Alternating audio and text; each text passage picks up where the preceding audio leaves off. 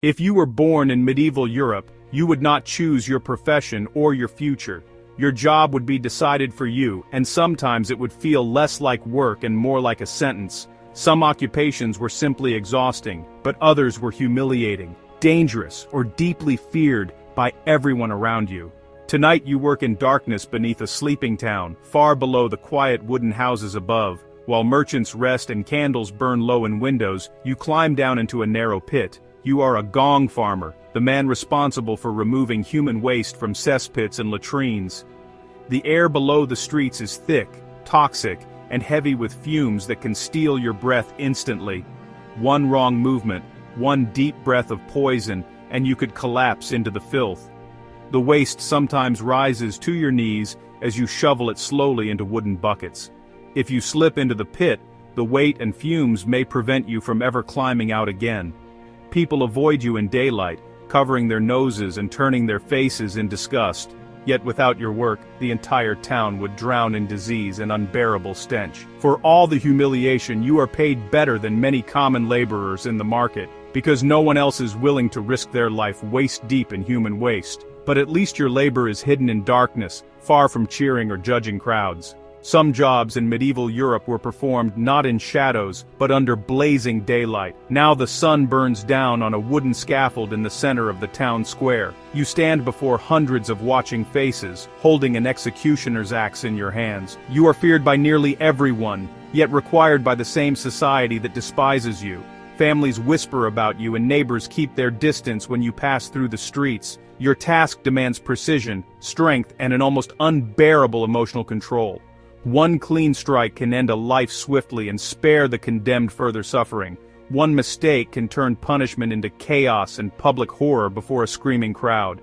The condemned kneels before you, trembling as the town watches in tense silence.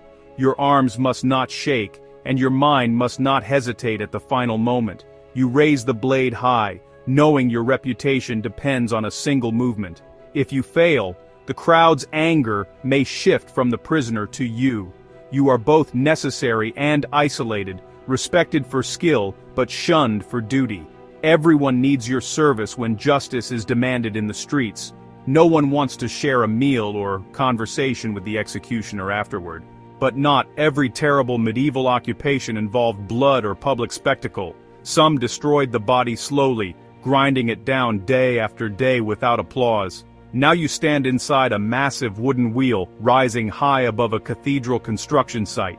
The structure looks almost harmless from the outside, like something built for livestock. But once you step inside, the heavy wooden door closes firmly behind you. Your only task is to walk forward, again and again, without stopping. With each step, the enormous wheel turns, lifting heavy stones toward the sky. You are the living engine powering the construction of towering medieval cathedrals. If your footing slips, you could fall backward and be crushed beneath the mechanism. If the ropes snap, massive stones may come crashing down without warning. Your legs burn, your back aches, and the wheel never stops demanding movement. You are not building glory or monuments that will bear your name. You are trapped inside the machine that builds history for others to admire. In medieval Europe, your job was rarely about passion, ambition, or personal choice. It was about survival, obedience, and enduring whatever fate assigned to you. Whether in filth below the streets, on a scaffold before a crowd, or inside a crushing wheel, your occupation could define not only how you lived, but how you were remembered.